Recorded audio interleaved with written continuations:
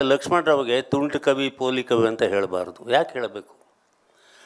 ನಾನು ಒಂದು ಸಾರಿ ಭಾಷಣದಲ್ಲೂ ಕೂಡ ಹೇಳಿದ್ದೆ, ಇದೇ ನಮ್ಮ ಸಿದ್ಧಲಿಂಗಯ್ಯನವರು, ಕವಿ ಸಿದ್ಧಲಿಂಗಯ್ಯನವ್ರಿಗೆ ದಲಿತ ಕವಿ ದಲಿತ ಕವಿ ದಲಿತ ಕವಿ ಅಂದರೆ ಏನದು? ಆ ದಲಿತ ಅಂಶ ಎಲ್ಲಿದೆ ಕಾವ್ಯದಲ್ಲಿ? ಎಂಥ ಅದ್ಭುತವಾದ ಕವಿ ಸಿದ್ಧಲಿಂಗಯ್ಯನವರು, ಅವ್ರಿಗೆ ದಲಿತ ಕವಿ ಅಂತ ಹೆಸರಿಡ್ತಾ ಇದ್ದರು. ಸಮಯ ಪಾಲನೆ ಮಾಡದೇ ಇರೋರು ನರಹಳ್ಳಿಯವರು ಒಬ್ಬರೇ. ಯಾಕೆ ಅಂದರೆ ನಾವೇನು ಅವ್ರಿಗೆ ಕೇಳಲಿಲ್ಲ. ನರಹಳ್ಳಿಯವರು ಭಾಷಣ ಕೇಳೋದೇ ಒಂದು ಖುಷಿ. ಹೌದು, ನರಹಳ್ಳಿಯವರು ಮಾತಾಡಿದರೆ, ನಿಸಾರ್ ಅಹಮದ್ ಅವ್ರು ಮಾತಾಡಿದರೆ, ಲಕ್ಷ್ಮಣ ಭಟ್ರು ಮಾತಾಡ್ತಾ ಇದ್ದಿದ್ದು, HSV, GSS, ನಮಗೆ ಒಂಥರ ನರಹಳ್ಳಿಯವರ ಇಡೀ ಲಕ್ಷ್ಮಣರಾಯರ ಜೀವನದ ಎಲ್ಲ ಅನುಭವಗಳನ್ನ ಎಳೆ ಎಳೆಯಾಗಿ ನಮಗೆ ಬಿಚ್ಚಿ ಅನಾವರಣ ಮಾಡಿಕೊಟ್ರು. ತುಂಬ ಧನ್ಯವಾದಗಳು. ತುಂಬ ಚೆನ್ನಾಗಿತ್ತು ನರಹಳ್ಳಿಯವರೇ. ನನಗೆ HSV, GSS ಮಾರ್ಗದರ್ಶನದಲ್ಲಿ HSV, ನರಹಳ್ಳಿ, ವ್ಯಾಸರಾವು, ಲಕ್ಷ್ಮಣರಾವು, ಸುಗಮ ಸಂಗೀತ ಕ್ಷೇತ್ರಕ್ಕೆ ಇವರೆಲ್ಲ ಒಂಥರ ಬೆನ್ನೆಲುಬಿದ್ದ ಹಾಗೆ. ನರಹಳ್ಳಿ ಒಂದು ಮಾತು ಹೇಳಿದರು, ನಾನು ಕವಿಯಲ್ಲ, ಆದರೂ ಕೂಡ ನನ್ನ ಒಂದು ಕವಿತೆಯನ್ನು ಅವ್ರು ಬರೆದಿರೋದು ಒಂದೇ ಕವಿತೆ ನಮಗೆ. ಅದು ನಾನು ಮತ್ತು BR ಛಾಯಾ ಹಾಡಿದ್ವಿ. ನೀಲವೇ ಸಾಗರ ನೀಲವೇ ತಿಳಿದವರಾರು ನಿನ್ನ ಆಳವ. ಸಾಗರದ ಬಗ್ಗೆ. ನೀಲವೇ ಆಗಸ ನೀಲವೇ ಅರಿತವರಾರು ನಿನ್ನ ರೂಪವ. ಇದು ಒಂದು ಅದ್ಭುತವಾದ ಕವಿತೆ. ಇದು ತುಂಬ ಜನ ಇಷ್ಟಪಡ್ತಾರೆ. ನಾನು BR ಛಾಯಾ ಸುಮಾರು 30 ವರ್ಷಗಳ ಹಿಂದೆ ಅಶ್ವಥ್ ಅವರು ಒಂದು ನರಹಳ್ಳಿದು ಒಂದು ತಗೋಬೇಕಲ್ಲ ಯಾರು ಮಾಡಿ ಅಂತ ನರಹಳ್ಳಿಯವರಿಗೆ ಒತ್ತಾಯ ಮಾಡಿ ಈ ಕವಿತೆಯನ್ನು ಬರೆಸಿ ಅಶ್ವಥ್ ಅವರ ಸ್ವರ ಸಂಯೋಜನೆ ಮಾಡಿ, ಅದು ನೀಲವೇ ಸಾಗರ ನೀಲವೇ ತಿಳಿದವರಾರು ನಿನ್ನ ಆಳವ, ತಿಳಿದವರಾರು ನಿನ್ನ ಆಳವ. ನೀಲವೇ ಆಗಸ ನೀಲವೇ ಅರಿತವರಾರು ನಿನ್ನ ರೂಪವ, ಅರಿತವರಾರು ನಿನ್ನ ರೂಪವ. ಇದರ ಅರ್ಥ ಮಾಡ್ಕೊಳ್ಳಿ, ಕವಿದು ಎಷ್ಟು ಆಳವಾದ ಅನುಭವ. ತಿಳಿದವರಾರು ನಿನ್ನ ಆಳವ, ಅದು ಸಾಗರಕ್ಕೆ. ಆಗಸಕ್ಕೆ ಅರಿತವರಾರು ನಿನ್ನ ರೂಪವ. ಸಾಗರದ ಆಳವನ್ನು ತಿಳಿದವರು ಯಾರು? ಆಗಸದ ರೂಪವನ್ನು ಯಾರು ಬಲ್ಲರು? ಹೀಗಾಗಿ ಇದು ಅಂತೂ ಅದ್ಭುತವಾದ ಕವನ. ತುಂಬ ಧನ್ಯವಾದಗಳು. ನೀವು ಕವಿಯ ಸಾಲಿನಲ್ಲಿ ಸುಗಮ ಸಂಗೀತಕ್ಕೆ ಇಷ್ಟು ವರ್ಷ ಸಹಾಯ ಮಾಡ್ತಾ ಇರ್ತಕ್ಕಂಥದ್ದು. ನನ್ನ ಮತ್ತು ಲಕ್ಷ್ಮಣರಾವ್ ಅವರ ಗೆಳೆತನ ಸುಮಾರು 40 ವರ್ಷಗಳಿಗಿಂತ ಮೇಲಿನದು. ಇವತ್ತು ಅದೇ ಅವ್ರು ಹೇಳಿದ್ದು, ನರಹಳ್ಳಿ ಮಾತಾಡಬೇಕು ಅಂತ ನನಗೆ ಅಧ್ಯಕ್ಷ ಪಟ್ಟ ಕೊಟ್ರಂತೆ. ಇಲ್ಲದೇ ನರಹಳ್ಳಿನೇ ಅಧ್ಯಕ್ಷ ಆಗಿರ್ತಿದ್ರು, ನಾನು ಮಾತಾಡ್ತಾ ಇದ್ದೆ. ಇದು ನರಹಳ್ಳಿಯವ್ರು ಮಾತಾಡೋ ಒಂದು ಮಾತು ಹೇಳಿದರು.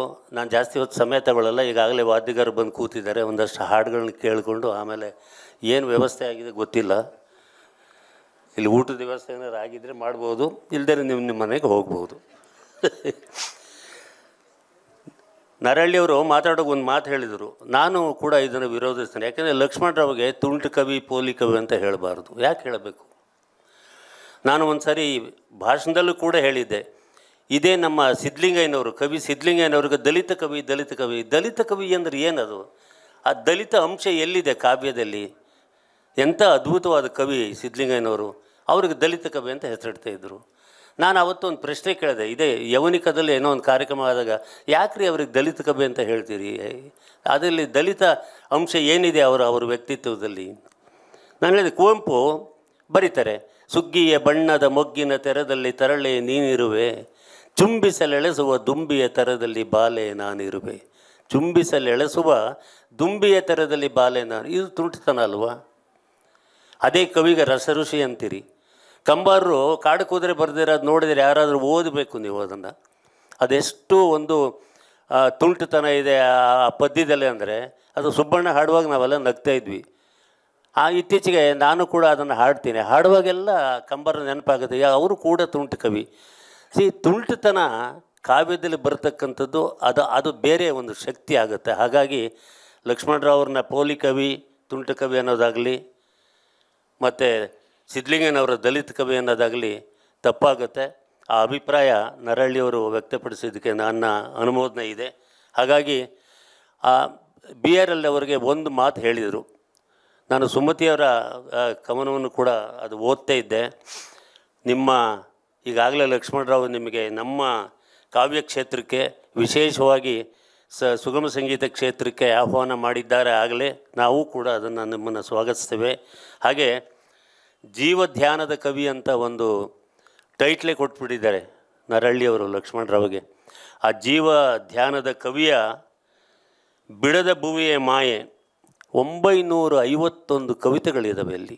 ಅದು ಅಂದರೆ BRL ಅವರನ್ನು ಸಮಗ್ರವಾಗಿ ಗ್ರಹಿಸಿ, ಸ್ವೀಕರಿಸಿ, ಅನುಭವಿಸಿ ಅವರನ್ನು ನೋಡ್ತಕ್ಕಂಥ ಒಂದು ಮಾರ್ಗವನ್ನು ನೀವು ಕಂಡುಕೋಬೇಕು ಅನ್ನೋದನ್ನು ಸೂಕ್ಷ್ಮವಾಗಿ ನರಹಳ್ಳಿಯವರು ಹೇಳಿದ್ದಾರೆ. ಬಹುಶಃ ಮುಂಬರುವ ದಿನಗಳಲ್ಲಿ ಅವರ ಒಂದು ಕಾವ್ಯಶಕ್ತಿಯನ್ನು ಪ್ರತಿಯೊಂದು ಕವಿತೆಯ ಬಗ್ಗೆ ತಿಳ್ಕೊಂಡು ನಾವು ಸುಗಮ ಸಂಗೀತ ಕ್ಷೇತ್ರದವರು ಇದನ್ನು ಒಂದು ರೀತಿಯ ಏನೋ ಒಂದು ಸಂಶೋಧನೆಯ ರೀತಿಯಲ್ಲಿ ಸುಗಮ ಸಂಗೀತ ಕ್ಷೇತ್ರದ ಗಾಯಕರು ಇದನ್ನು ಗ್ರಹಿಸಬೇಕು. ಈ ಕಾವ್ಯವನ್ನು ತಮ್ಮ ಜೀವನದ ಅಂಶವಾಗಿ ಅದನ್ನು ಪರಿಗಣಿಸಿಕೊಂಡು ತಾವು ಭಾಗವಹಿಸಬೇಕು ಅನ್ನೋದು ನನ್ನ ಒಂದು ಅನಿಸಿಕೆ. ಹಾಗಾಗಿ ಇಲ್ಲಿರ್ತಕ್ಕಂಥ ಸುಗಮ ಸಂಗೀತ ಕ್ಷೇತ್ರದ ಗಾಯಕರಲ್ಲಿ ಒಂದು ಮನವಿ, ಎಲ್ಲರೂ ಕೂಡ ಈ 951 ಕವಿತೆಗಳನ್ನ ಒಂದೊಂದು ಓದಿದರೆ ಜೀವನವನ್ನು ಹೇಗೆ ಕಂಡರು ಲಕ್ಷ್ಮಣರಾಯರು ಅನ್ನೋದು ಗೊತ್ತಾಗುತ್ತೆ. ಅದಕ್ಕೆ ಆ ಒಂದು ನಿಟ್ಟಿನಲ್ಲಿ ನಾವು ಪ್ರಯತ್ನ ಪಡೋಣ ಅಂತ ಹೇಳಿ ಇವತ್ತು ಈ ಒಂದು ಅದ್ಭುತವಾದ ಈ ಕಾರ್ಯಕ್ರಮದಲ್ಲಿ ಪುಷ್ಪ ಅವರು ತುಂಬ ಚೆನ್ನಾಗಿ ಮಾತಾಡಿದರು. ಹಾಗೆ ಲಕ್ಷ್ಮೀನಾರಾಯಣ HS ಲಕ್ಷ್ಮೀನಾರಾಯಣ ಅಂತೂ ಅದ್ಭುತವಾದ ಮಾತುಗಾರ. ನಾನು ಅವ್ರ ಮಾತು ಕೇಳ್ತಾನೇ ಇರಬೇಕು ಅನಿಸುತ್ತೆ. ಭಾಳಷ್ಟು ಸಾರಿ ಕೇಳಿದ್ದೀನಿ. ವಿಶೇಷವಾಗಿ ಇವತ್ತು 78 ವಸಂತಗಳನ್ನು ಪೂರೈಸಿರ್ತಕ್ಕಂಥ ಗೆಳೆಯ ಲಕ್ಷ್ಮಣರಾವ್ ಅವರಿಗೆ ನನ್ನ ಅಭಿನಂದನೆಗಳನ್ನು ಸಲ್ಲಿಸ್ತಾ, ಹಾಗೆಯೇ ನೂತನವಾಗಿ ಈಗ ಅಧ್ಯಕ್ಷರಾಗಿರ್ತಕ್ಕಂಥ KS ನರಸಿಂಹಸ್ವಾಮಿಯವರ ಟ್ರಸ್ಟಿಗೆ ನರಹಳ್ಳಿಯವರು ಇದ್ದರು ಕೆಲವು ವರ್ಷಗಳು. ಈಗ ಇತ್ತೀಚೆಗೆ ನನ್ನ ಆಪ್ತ ಮಿತ್ರ ಡಾಕ್ಟರ್ ಕಿಕ್ಕೇರಿ ಕೃಷ್ಣಮೂರ್ತಿಯವರಿಗೆ ಆ ಒಂದು ಅಧಿಕಾರವನ್ನು ಸರ್ಕಾರ ಕೊಟ್ಟಿದೆ. ಸಂಪೂರ್ಣವಾಗಿ ಪರಿಣಾಮಕಾರಿಯಾಗಿ ಆ ಒಂದು ಅಧಿಕಾರವನ್ನು ಬಳಸ್ಕೊಂಡು ನರಸಿಂಹಸ್ವಾಮಿಯವರಿಗೆ ಅವರ ಸ್ಥಾನವನ್ನು ಶೇಕ್ಸ್ಪಿಯರ್ ಮಟ್ಟಕ್ಕೆ ತರ್ತಕ್ಕಂಥ ನಿಟ್ಟಿನಲ್ಲಿ ನೀವು ಹೋರಾಟ ಮಾಡ್ತೀರಿ ಅನ್ನೋ ಒಂದು ಮಾತನ್ನು ಈ ಸಂದರ್ಭದಲ್ಲಿ ಹೇಳಿ. ಯಾಕೆಂದರೆ ಅದೊಂದು ಕನಸು. ಕಿಕ್ಕೇರಿ ನೀವು ಯಾರು ನೋಡಿಲ್ಲ ಅಂತ ಕಾಣುತ್ತೆ. ಅಲ್ಲಿ ಹೋದರೆ ಒಂದು ದೊಡ್ಡ ಕೆರೆ ಇದೆ. ನಾನು ಹೇಳಿದೆ, ಆ ಕೆರೆ ದಂಡೆಯ ಮೇಲೆ ಒಂದೊಂದು 100 ಅಡಿಗೆ ಒಂದೊಂದು ಮಲ್ಲಿಗೆಯ ಬಳ್ಳಿಯನ್ನು ಬೆಳೆಸಿ ಜನ ಅದರಲ್ಲಿ ಸುತ್ತಾಟ ಮಾಡುವಾಗ ನರಸಿಂಹಸ್ವಾಮಿಯವರ ಮಲ್ಲಿಗೆ ಕವಿಯನ್ನು ನೆನೆಸ್ಕೋಬೇಕು. ಅವರ ಹಾಡುಗಳೆಲ್ಲವೂ ಕೂಡ ನಮ್ಮ ಕಿವಿಯಲ್ಲಿ ಅನುರಣಗೊಳ್ತಾ ಇರಬೇಕು ಯಾವಾಗಲೂ ಕೂಡ. ಅಲ್ಲಿ ನಡೆದಾಡ್ತಕ್ಕಂಥ ಸಂದರ್ಭದಲ್ಲಿ ಆ ಒಂದು ಯೋಜನೆಯನ್ನು ಅನುಷ್ಠಾನ ಮಾಡಿ ಅಂತ ಅವರಿಗೆ ಸೂಕ್ಷ್ಮವಾಗಿ ನಾನು ಮನವಿ ಮಾಡಿದ್ದೇನೆ. ಅದನ್ನು ಮಾಡ್ತಾನೆ ಅನ್ನೋ ನಂಬಿಕೆ ಇದೆ. ನಮ್ಮೆಲ್ಲರ ಸಹಕಾರ ನಿಮ್ಮ ಜೊತೆ ಇರುತ್ತೆ ಕಿಕ್ಕೇರಿ. ಅದನ್ನು ಸಾಕಾರಗೊಳಿಸಿ